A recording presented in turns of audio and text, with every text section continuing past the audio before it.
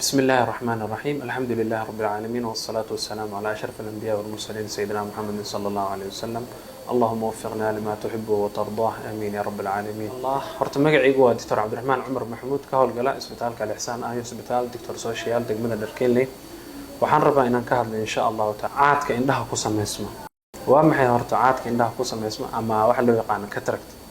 Cataractigan waa ceeryaamo ku sameysmaysa wiilka isha ama duleelka isha halka loo yaqaan pupilka ama maxay ahayd qaybta madowga isha Soomaalida sida ay u taqaanaba. xaaladaha noocan oo kale ah maxay ku imaanayaan marka? xaaladahan waxay ku imaanayaan horta koow da'da ay ku imaataa oo qofka 40 sano hadii uu ka weyn yahay waxa dhici karta indhihiisa in aragtidu isbedesho ayaa dhici karta.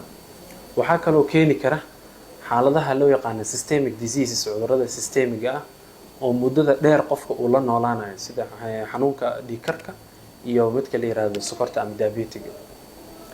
waxa kale oo keeni kara qofka in dhaawac degdeg ah ishiisa ay soo gaarto waxa loo yaqaan traumatic cataract ayaa loo yaqaan.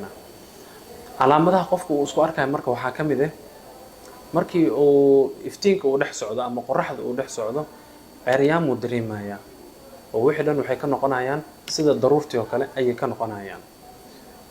wuxuu kale uu dareemi karaa xilliyada oo habeenkii oo kale baabuurta oo kale markii ay socdaan in leerarkii kalaradii si sax ah macnaha uu arki waayo ama ceeryaamo badan uu dareemo. xaaladan marka maxaa looga gudbi karaa? sida caadiga ah aragtida markay aad isku bedesho oo qofka si fiican wax u arki waayo oo ceeryaamadii ay badato waxa kaliya oo lagu xalin karo waxay ay noqonaysaa qalliin in loo sameeyo qofka. qalliinkaasna waa xaalad aad u fudud oo lagu badbaadinayo qofka aragiisa. sidoo kale waxaa sababayo xanuunkan caadka ah dawooyinka qaar oo la isticmaalo, dawooyinka loo yaqaan steroidka ama waxa loo yaqaan prednisolone oo qofka muddo dheer inuu isticmaalo.